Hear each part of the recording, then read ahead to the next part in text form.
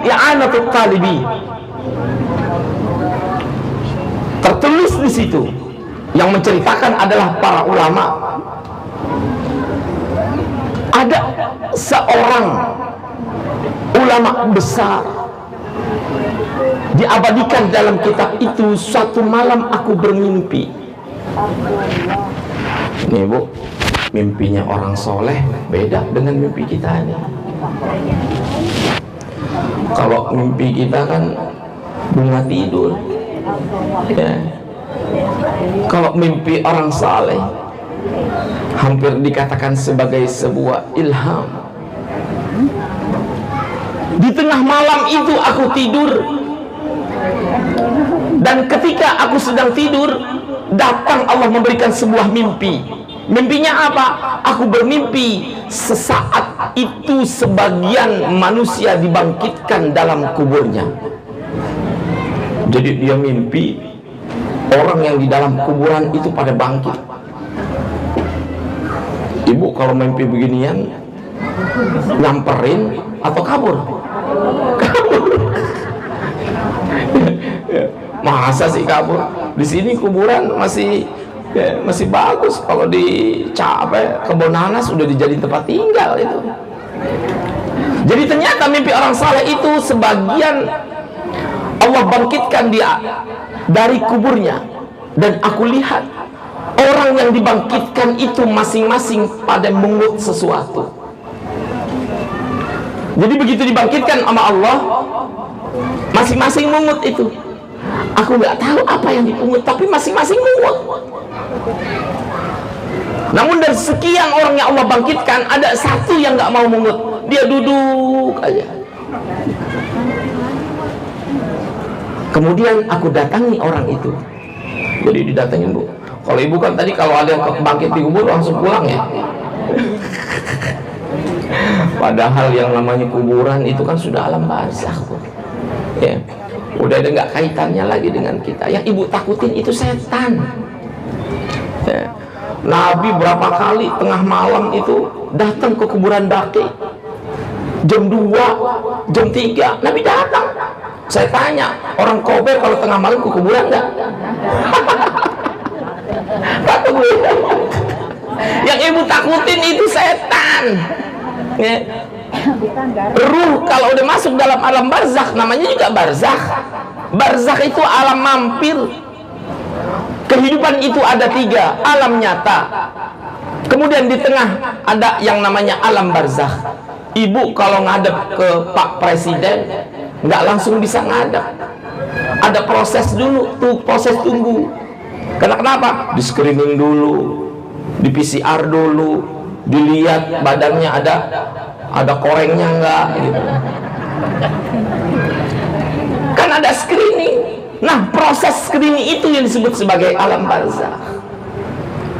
Masa tunggu ya. Nanti ada alam ketiga yang namanya alam akhirat.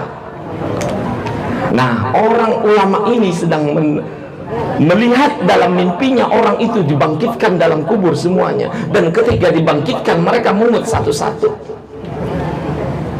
Makanya ibu kalau mau latihan kayak gitu, mulai sekarang latihan mungut gitu loh. Akhirnya didatengin itu ada satu orang, dia kagak mungut, dia duduk aja. Akhirnya ditanya sama ulama yang mimpi itu, wahai fulan, kamu kok nggak kayak yang lain mungutin? Akhirnya ditanya, dia nanya, ditanya lagi, kamu tahu nggak yang dipungut itu apa? Yang dipungut itu adalah hadiah pahala yang pernah dikirimkan para keluarga dan sanak famili. Kan itu sering kita dalam setiap pengajian, Allahumma awsil thawaba ma qara'nahu min ayatil Qur'anil Karim, wa ma halalnahu wa ma sabbahnahu wa ma hammadnahu. Ya Allah, sampaikan apa yang kami baca dari ayat-ayat Al-Quran, baik itu berupa Fatihah, baik itu berupa tahlil, baik itu berupa subhanallah, baik itu sebuah alhamdulillah maupun takbir.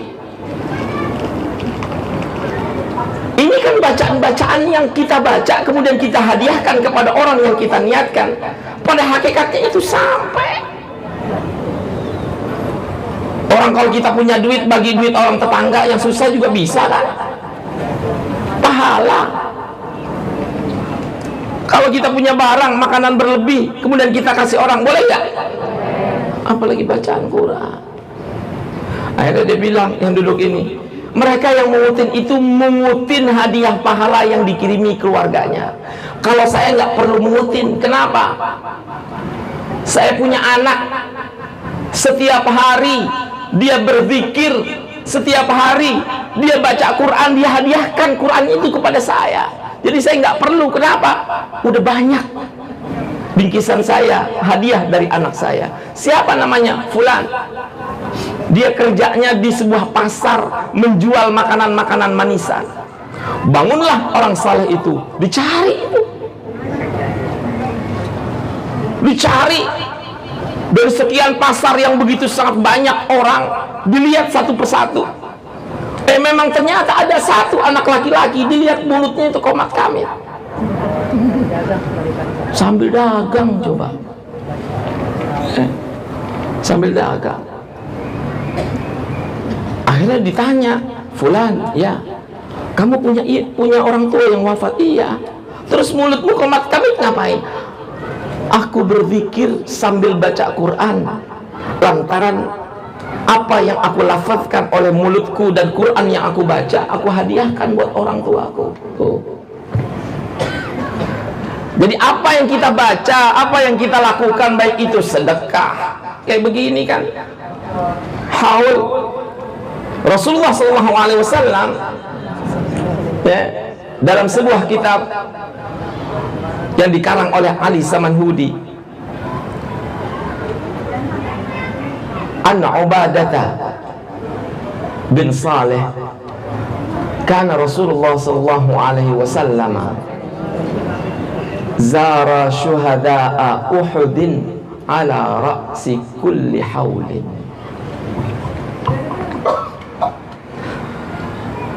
Adalah Rasulullah SAW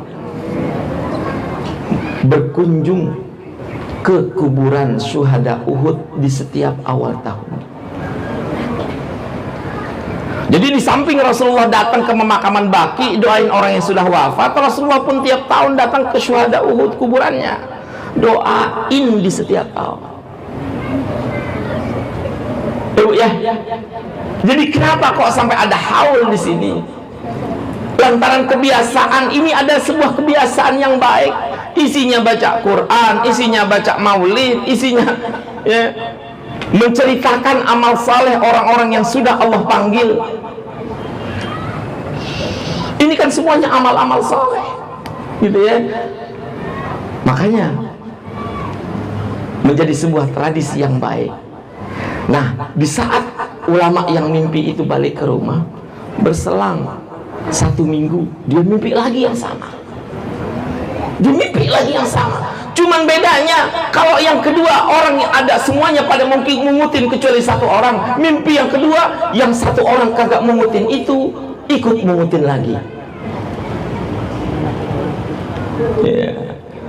Akhirnya disamperin kemana, Bu? Nggak ada. Dia bangun, dicari pasar. Akhirnya anaknya udah wafat.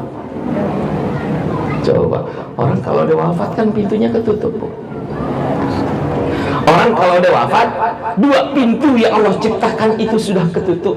Lantaran apa? Amalnya sudah putus, rizkinya pun Allah putusin.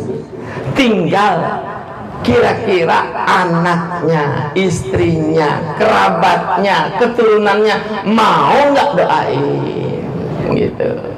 Ya, Bu ya.